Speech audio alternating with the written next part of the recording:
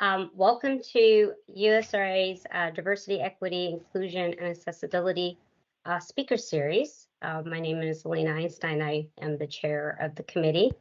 And just a couple logistics before we get started. Your charge number is listed in the email. And feel free to put questions in the chat. We'll be doing a Q&A after, or if you'd like to hold them till after, we'll go ahead and open it up for Q&A as well at that time. But this is our first speaker for 2024. We're very pleased to have Ms. Willie King with us. She is our speaker today, aligns with our vision statement of diversity drives discovery. And furthermore, it also meets our purpose of promoting awareness, understanding, and appreciation of diversity throughout USRA and beyond. I'd like to go ahead now and introduce our president and CEO, Dr. Jeff Isaacson, to say a few words. Well, thank you for the introduction, Elena. Good afternoon, everybody, or morning if you're in one of those time zones. I guess I should probably start by reminding folks that we're recording this discussion today. And so if anybody has any issues with that, they can feel free to drop off the call. We hope that is not the case. And Mrs. King, we certainly hope that is not the case with you, because that would be rather awkward and unfortunate for us. But let me just say, we're very fortunate to have Mrs. Willie King with us today to discuss her experiences literally on the front lines of the civil rights movement in the 1960s and beyond. Mrs. King was a member of Dr. Martin Luther King Jr.'s executive staff at the Southern Christian Leadership Conference, SCLC, from 1962 to 1966. Based on this firsthand experience, she's able to open a personal window into the life and work of Dr. King. Among Mrs. King's many significant contributions at SCLC, she transcribed Dr. King's landmark letter from a Birmingham jail in 1963, which became a defining document in civil rights history. After concluding her time with the SCLC, Mrs. King continued her work on civil rights advocacy at the Equal Employment Opportunity Commission and the U.S. Office of Compliance. She has many awards and honors during her career, among them the Women Making History Award from the National Women's History Museum and the Civil Rights Legend Award from the International Association of Official Human Rights Agencies. Mrs. King, welcome to USRA, and thank you so much for joining us today. Thank you. Thank you for that wonderful introduction. I was sitting up here smiling the entire time that you were speaking. It's wonderful to be here. It's cold outside, but where Shelley Stokes, Hammond, and I are, it's very, very warm. I'm standing before you today to try and give you a picture and a reflection of my experience working with the late Dr. Martin Luther King Jr. at the Southern Christian Leadership Conference. I'd like to speak just for a second about SCLC's mission and aims. We did have aims at the Southern Christian Leadership Conference. The first one was to achieve full citizenship rights and total integration of the Negro in American life. Number two, to simulate nonviolent direct mass action to remove the barriers of segregation and discrimination. Three, to disseminate the creative philosophy and techniques of nonviolence through local and area workshops. Four, to secure the right and unhampered use of the ballot for every citizen. And five, to reduce the cultural lag through the citizenship education programs at SCLC. We did these things because people cannot be treated like second-class citizens and act responsibly like first-class citizens. After graduating from high school in Vidalia, Georgia, my mother sat me down and explained that they did not have money to send me to college. Well, Mom made $20 a week and her husband made $15 a week.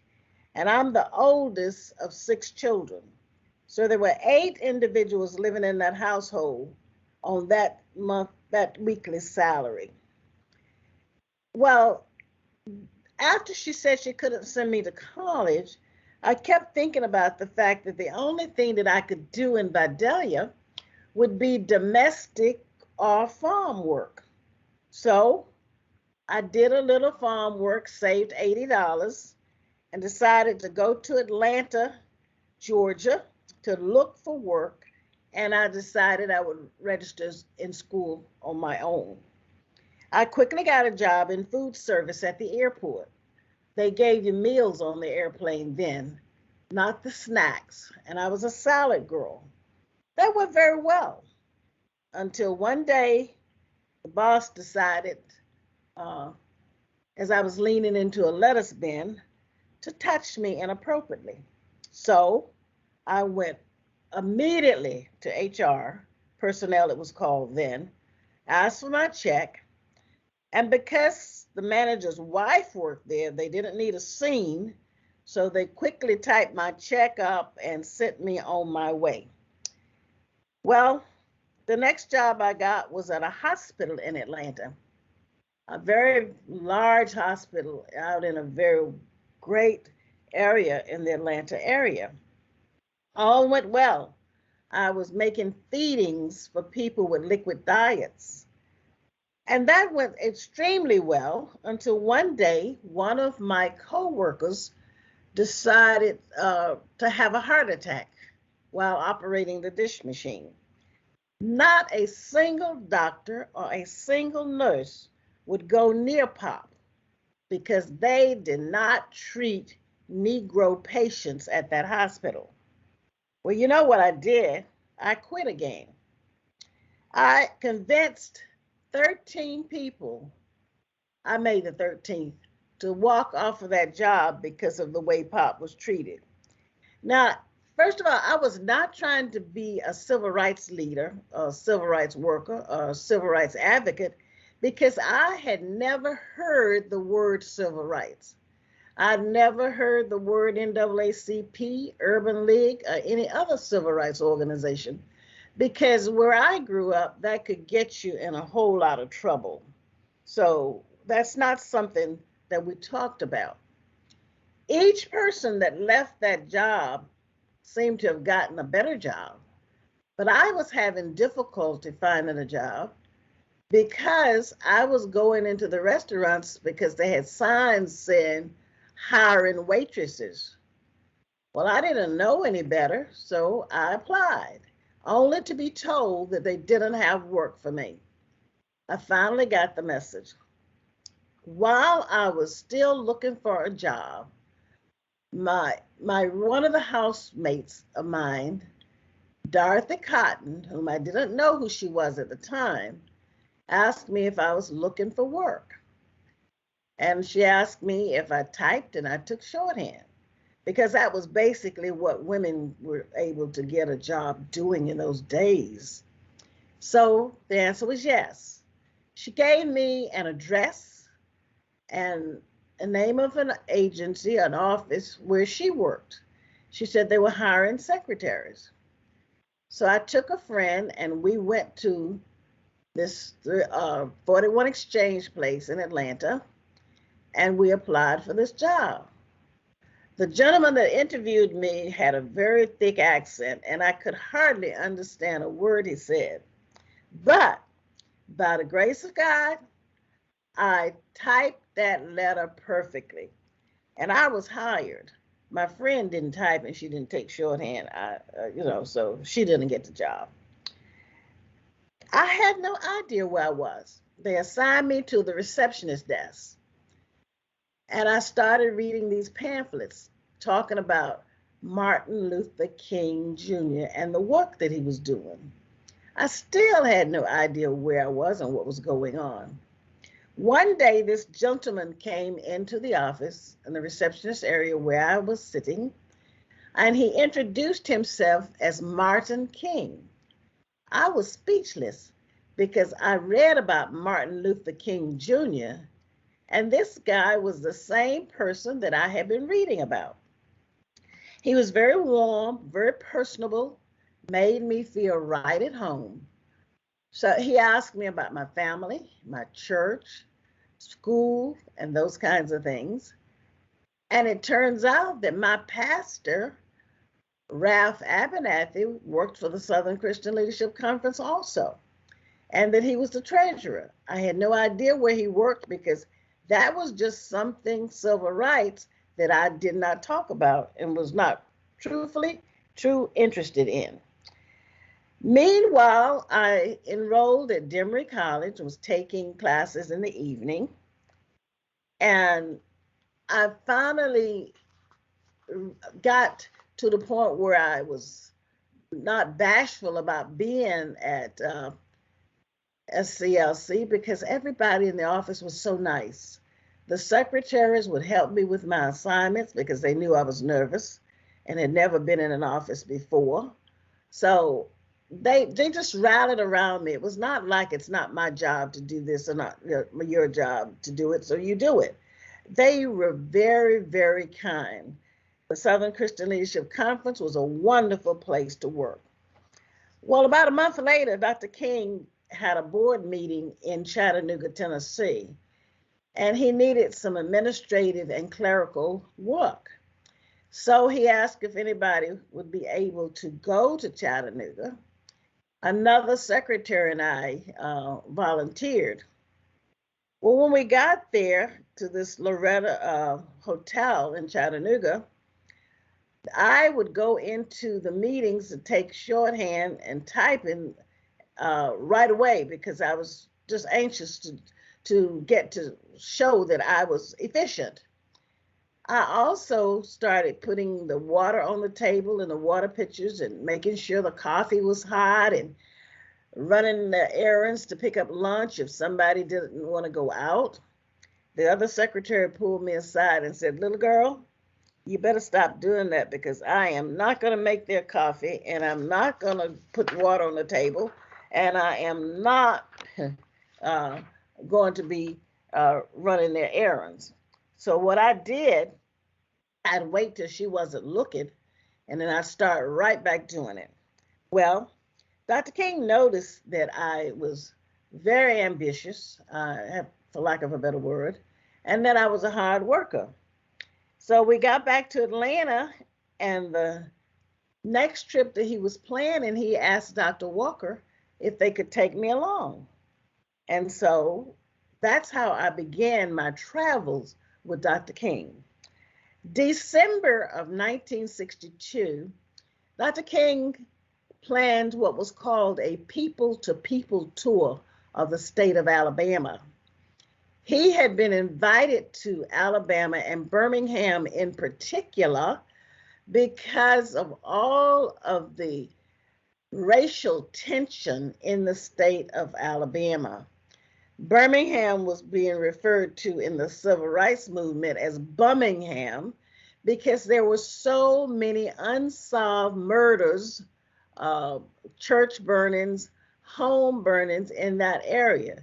There were more of this type of activity in Birmingham than any other city in the nation. What Dr. King wanted to do on this people-to-people tour was to talk directly to grassroots people to find out whether they wanted his service. The reason being, these would be the people that would actually be going to jail. These were people who could possibly lose their lives. These were people whose homes would be burned, churches burned, college education for their children would be terminated. And he wanted to know if they were really, really serious about solving the problems in Alabama. Now, the FBI and the local police department had asked really not asked, but told Dr. King to cancel this tour because there were credible threats on his life and because they could not protect him. So he called the six of us together, Reverend Abernathy, Dorothy Cotton, Wyatt Walker, Bernard Lee, and then Andrew Young joined us. And he said that if anyone feared dying, that they maybe would want to cancel this trip because we could very easily be killed. Well, I thought, oh, well, this is a trip we won't be going on. But no one canceled. So I didn't want to be the only one to cancel. So I left the meeting, went to the ladies' room and cried about it. And I came back and I said, I'm going.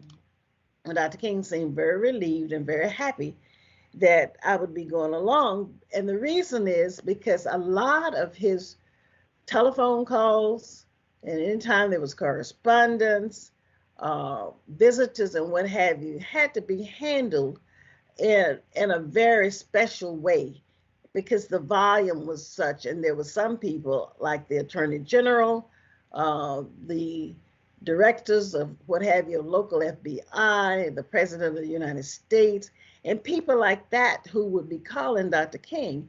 And he would want somebody who knew how to handle his calls traveling with him. So he seemed to be very happy that I traveled with him on this tour and thereafter. Then we come to Gadsden, Alabama on the first leg of the trip. Everything worked out fine until around midnight. And the motel, the black-owned motel where we were staying, was attacked by the Klan. And they kept yelling obscenities to Dr. King and telling him to come out, Martin Luther King, so that we could hang you. Well, I was so scared. I didn't know what to do. I thought, I am not going to sleep here tonight because I know we're going to be killed. So I said to Dr. King, I think they're going to really kill us. He said, well, I would hate for you, since you're so young, to be murdered, but I'd have to admit to you that that is a possibility. I didn't know what to do, and I thought, I'm not going to sleep. But around, I guess, 3 hours after the initial attack, for some reason it stopped. So I don't know what time I fell asleep, but the next morning I woke up still with us and ready to move on. Our next trip stop was in Birmingham, Alabama. And things were going fairly well in Birmingham, just a lot of heckling and bottle throwing and stone throwing and that kind of thing, which was not serious as far as Dr. King and the rest of them were concerned. I had different opinions. All of that was scary to me. Then we left for Montgomery, Alabama from Birmingham.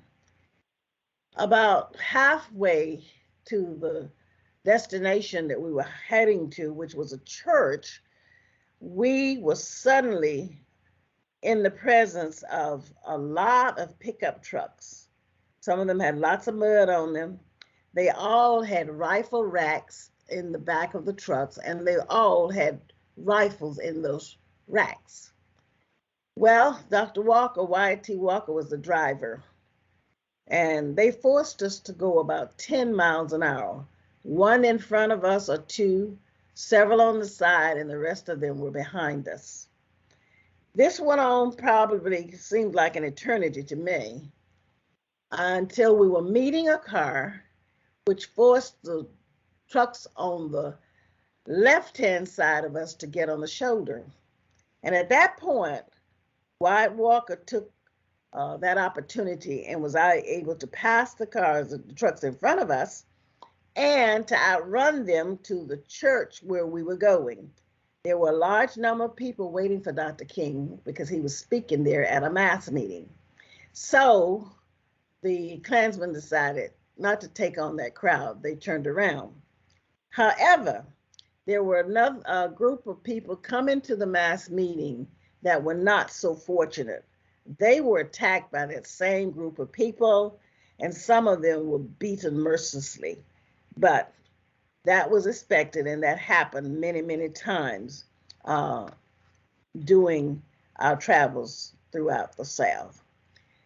The next thing that happened, I think, that is of interest is Dr. King was leading on April 12th, 1963. a peaceful protest march in the city of Birmingham, Alabama. Dr. King was quickly arrested. And while he was in that jail, 8 white ministers from Birmingham wrote an open letter in one of the local papers called, the article was entitled, A Call to Unity. And this call to unity discouraged the local Blacks from participating in the march with Dr. King. They had already put pressure on Mr. Gadsden and the Black community to get Dr. King out of town. So even Mr. Gadsden, who owned the hotel where we were, asked us to leave. He also asked us to leave the office space, which he was leasing to the Alabama Christian Movement for Human Rights, and which we used because they were an affiliate of the Southern Christian Leadership Conference. Dr. King's lawyer, Clarence Jones, took the newspaper article into Dr. King. And normally Dr. King did not respond to criticisms of his work. But because these were ministers, because they were men of the cloth, Dr. King decided that he would answer. So he asked the jailers, could he have some paper and pencils? They quickly let him know that he was in jail, not in a library, and no, he could not have these things to write with. Well, Clarence Jones left a pen and a pencil, I think, with Dr. King. So he just started to write on the edges of the newspaper, that same newspaper where the article was written. He also wrote on toilet paper, paper towels, paper napkins, and greasy sandwich bags. Clarence Jones would take those scraps of paper, put them under his suit jacket, and bring them back to the office where Wyatt T. Walk and I would be on the floor with Scotch tape and staple machines and whatever else we could find to try and put this jigsaw puzzle together. My responsibility then would be to type that letter of from the pieces of paper, which turned out to be 20 pages of typing from an IBM Selectric typewriter. I didn't have a computer. There was no such thing as cutting and pasting and that kind of thing at that time.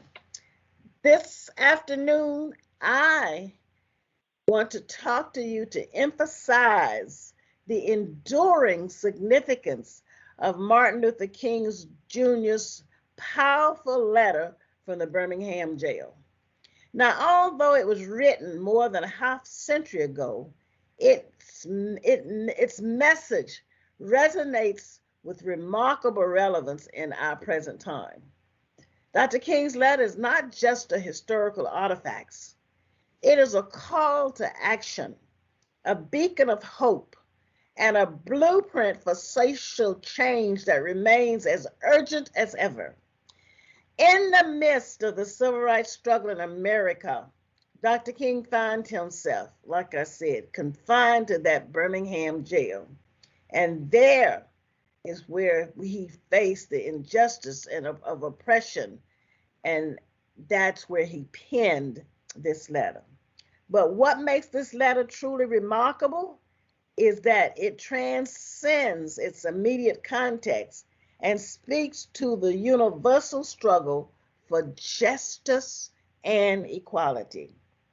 This evening, as we grapple with pressing issues such as racial inequality, systemic discrimination, and social unrest, Dr. King's words provide us with guidance and inspiration. His letter reminds us that the fight for justice is not just limited to a specific time and place. It is a continuous journey that demands an unwavering commitment and tireless efforts. One of the most powerful aspects, I think, of Dr. King's letter is his call for nonviolence, nonviolent resistance. And in an area that's marked by division and polarization, his unwavering belief in the power of love, understanding, and compassion serves as a powerful reminder of the path that we today must take. He writes, and you certainly will understand, injustice anywhere is a threat to justice everywhere. These words implore us to stand up against any form of injustice, regardless of whether it directly affects us or not.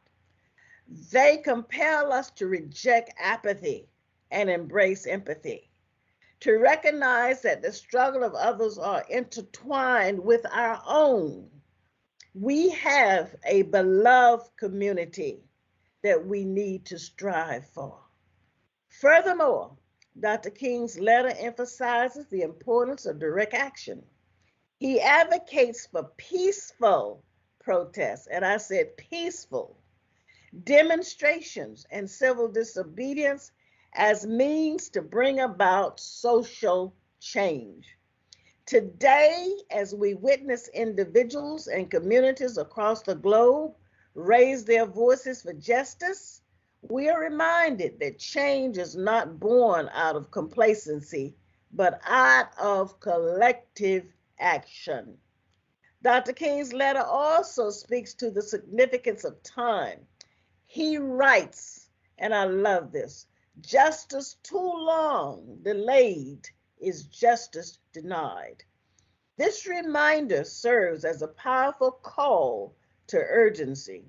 It compels us to confront the uncomfortable truth of our society and act decisively to dismantle the systems that perpetuate inequality.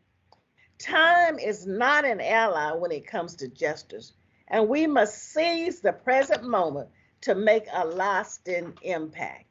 Dr. King's letter underscores the importance of unity. We're not the Lone Ranger in this fight. He recognized that progress could only be achieved through coalition building and solidarity. His words remind us that we are stronger together and that true change can only be realized when we set aside our differences and work towards a common purpose. None of us are as brave or as smart as all of us. Now, more than ever, as we navigate complex challenges, we must remember that unity is our greatest strength. Martin Luther King's letters from the Birmingham jail holds immense significance today. Its message of justice, nonviolence, direct action, urgency, and the unity continues to guide us in our quest for a more equitable and inclusive society. Let us continue to honor Dr. King's legacy, but not by reflecting on his words, but by embodying them in our actions. Let us be the torch bearers of justice and continue to strive towards the world he envisioned, a world that's free from the chains of prejudice, discrimination, and inequality. But I also want to say a few words about that historic March on Washington speech, which took place more than a half century ago, and how its legacy resonates with us even in the present day. The March on Washington was for jobs and freedom, and it was held on August 28, 1963. And it was a pivotal moment in the civil rights movement. It was a gathering of hope, determination, and the collective will to fight for equality, and justice. But as we look back on that monumental event, we cannot deny the profound influence that it had on shaping our society.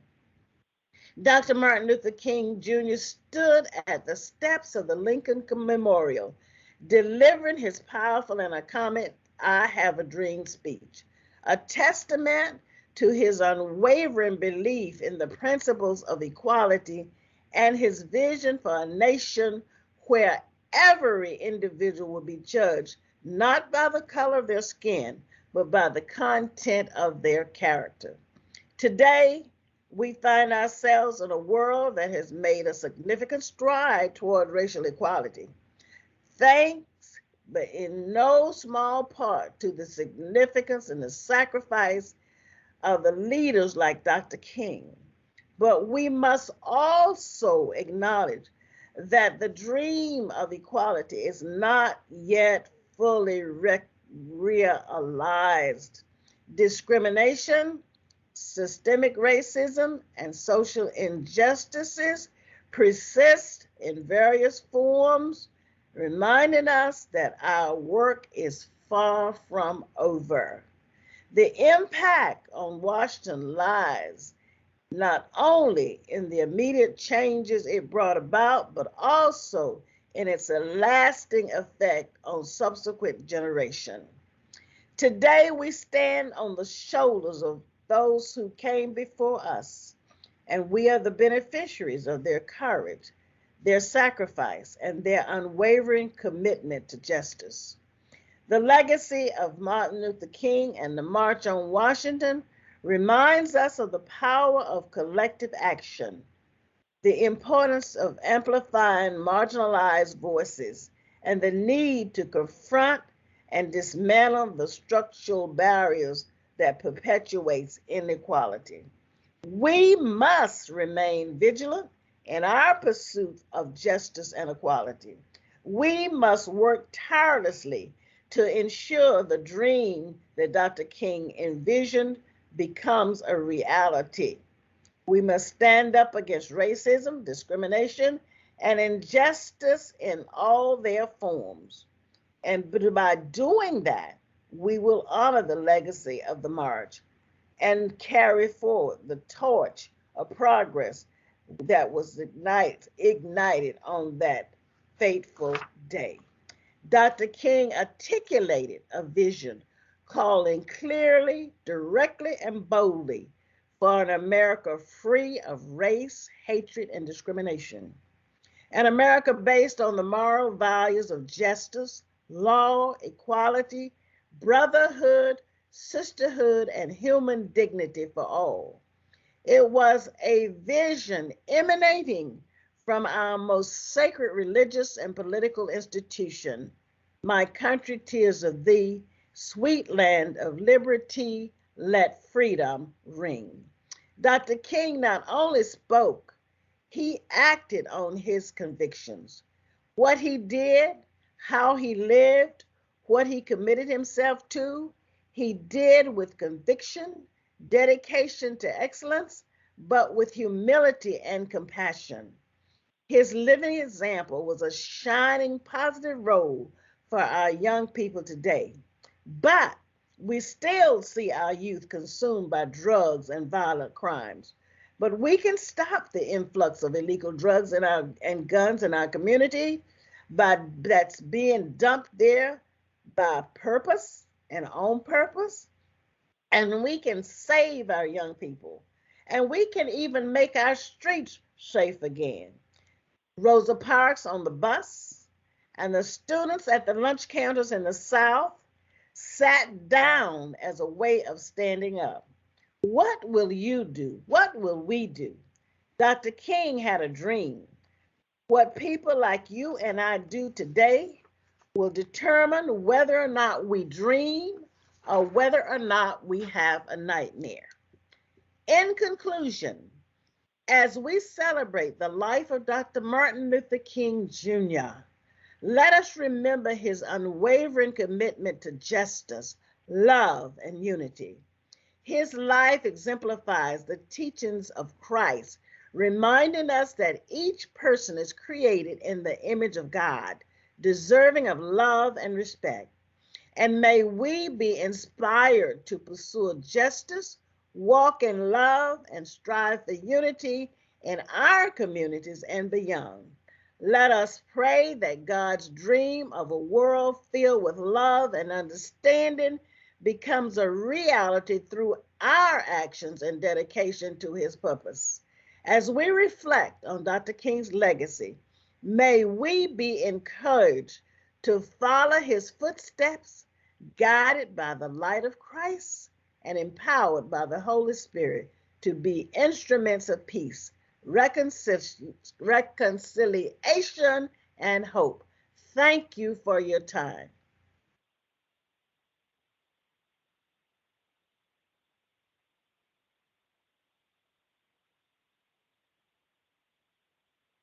You're muted.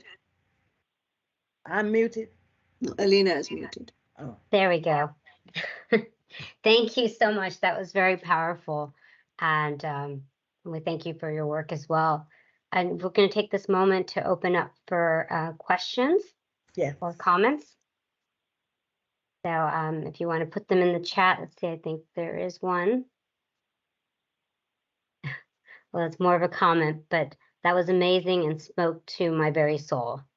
And also very amazing and impactful.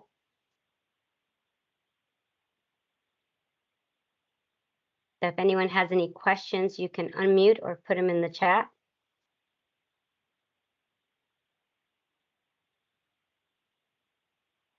I did have a question for you. Oh, Jeff, did you have a question? Sure, I can ask one.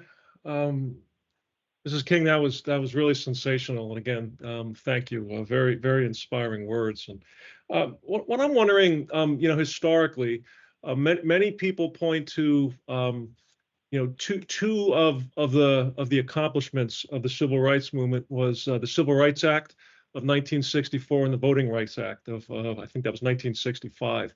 And I'm wondering, knowing how our process works in Washington, what compromises were made, in order to get that legislation through? Because my sense was that maybe not everything was achieved in those pieces of legislation that might have been desired from the standpoint of the SCLC and the civil rights movement generally. And I would like to speak to the Civil Rights Act, first of all, rather than the Voting Rights Act, but I will get to that. There were many more desires for the titles, especially Title VII of the 1964 Civil Rights Act, in terms of employment. When they created the Equal Employment Opportunity Commission, it really didn't have any teeth. They were in there with hat in hand begging employers to hire and to stop discriminating. They got Title VII, but it didn't have any real power. So the desire was for it to be much stronger and to hold companies accountable if they did not discontinue their acts of discrimination. The law did not. It was basically, please, please, and that's about all and a lot of people were not able to withstand, I guess, the discrimination that was taking place in their jobs because they got fired.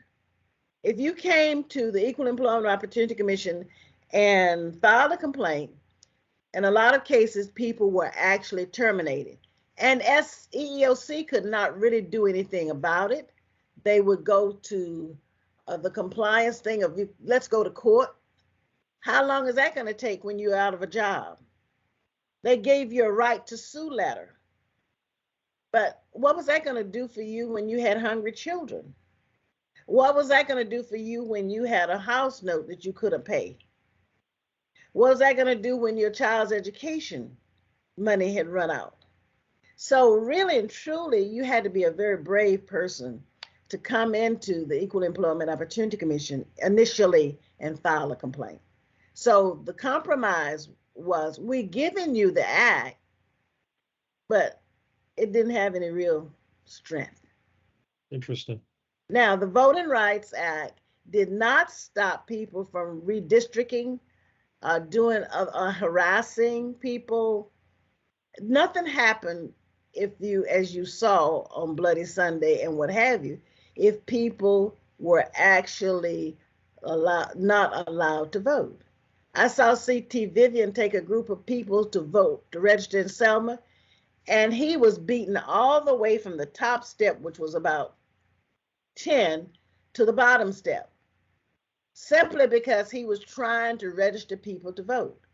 And when people were allowed to vote, they would say, you failed. And they did not fail. But it was their word against the person trying to register. So truthfully, the Voting Rights Act didn't have a lot of strength either. And we're still fighting that battle. Because people are finding ways to get around allowing people to vote in certain areas. You got to have a voter ID card. There are just all kinds of obstacles that's put in the way of people trying to register to vote. Thank you. Thank you. Susan, did you have a question? I did. Things are really crazy today. And your words are so needed. I need to take a second. Take your time, Susan. Susan, I didn't hear her question. I didn't hear Susan's question. I think she got emotional and needed a moment. I understand. Yeah. Well, I was only 21 years old and 20 years old when I was working for Dr. King. So I'll tell you, I didn't tell my mother for 3 years that I worked for Dr. King because I couldn't take a chance on it getting out in the community where we lived. And then my parents would have lost their jobs. My uncle would have lost his job in the school system. It was a very bad time, a very bad time. Yes. Garrett, you have a question?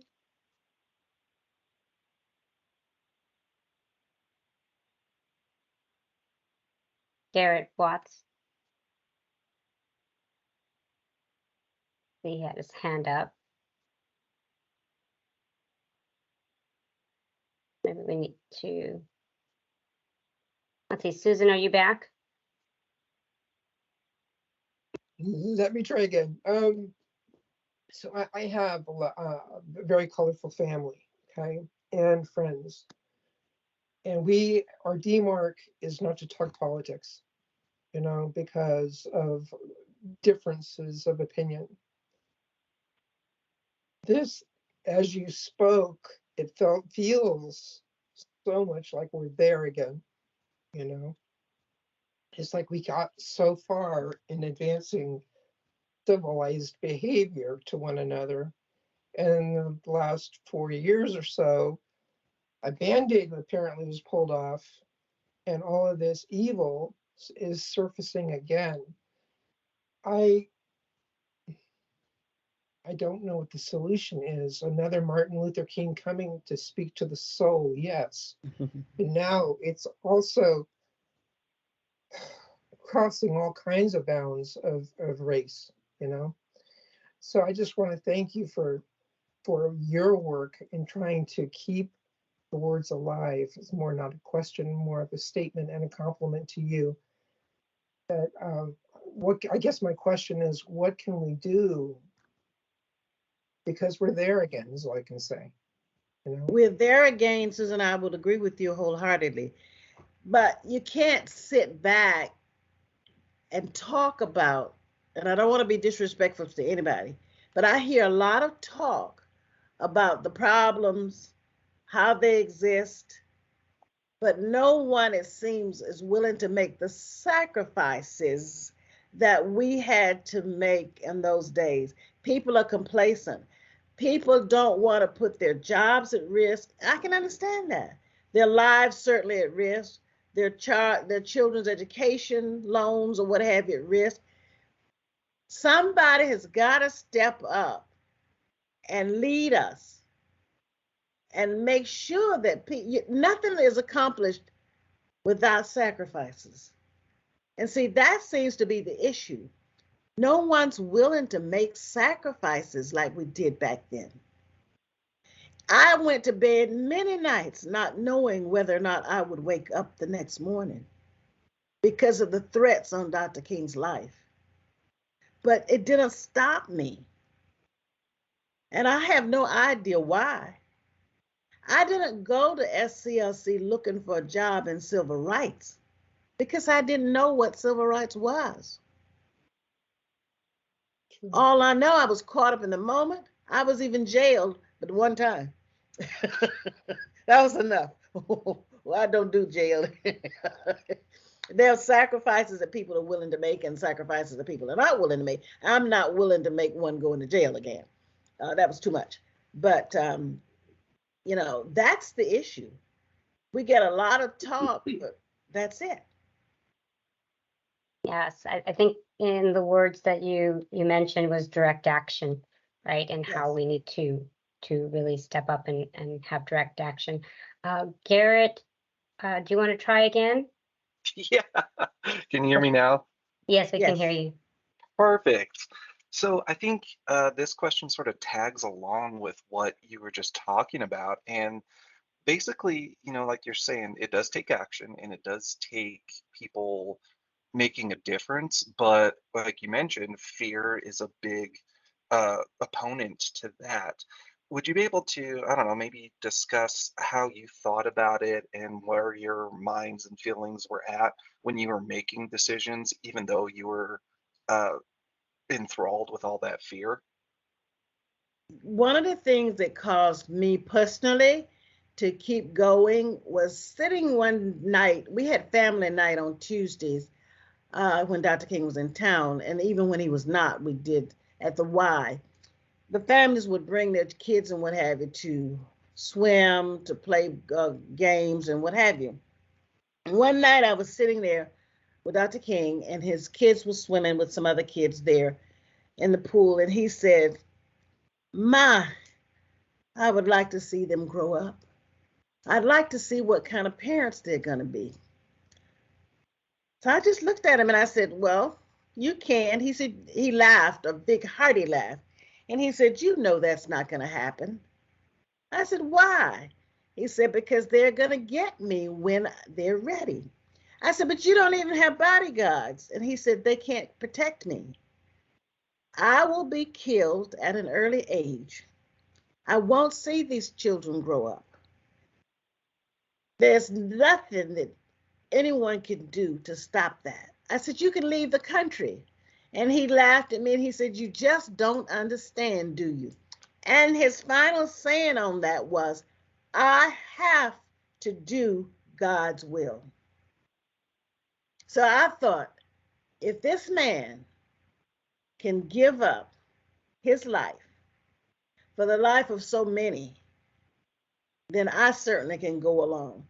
He didn't have to do this other than what he told me, God's will, because he was living comfortably as a preacher. He didn't grow up in poverty like I did. He did this for whatever reason was already determined. So that's why we were willing to make the sacrifices. I used to hear Mr. Walker whining all the time about his wife and children, you know, and those we had concerns, very, very, very deep concerns about our lives. Wow, so it was like it was the bigger mission ahead of everything else that you realized that fear shouldn't be making your decision. Absolutely, it was not personal.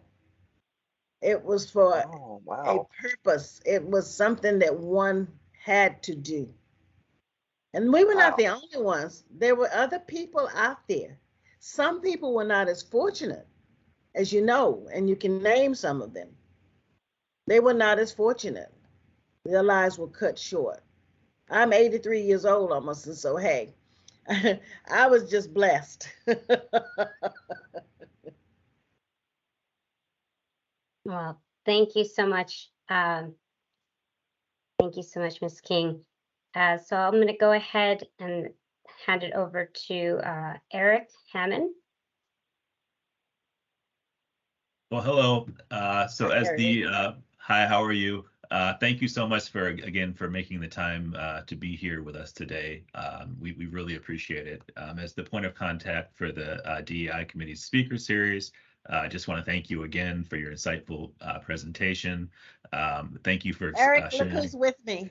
I know my mom is with you. So hi, Mom. Hi, Eric. Hi, everybody. Hello.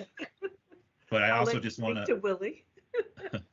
to extend my sincere appreciation to the USRA DEI committee, especially the speakers series committee, which includes Soraya, Carlene, and Elena. So I'm grateful for all your contributions as well. So thanks very much.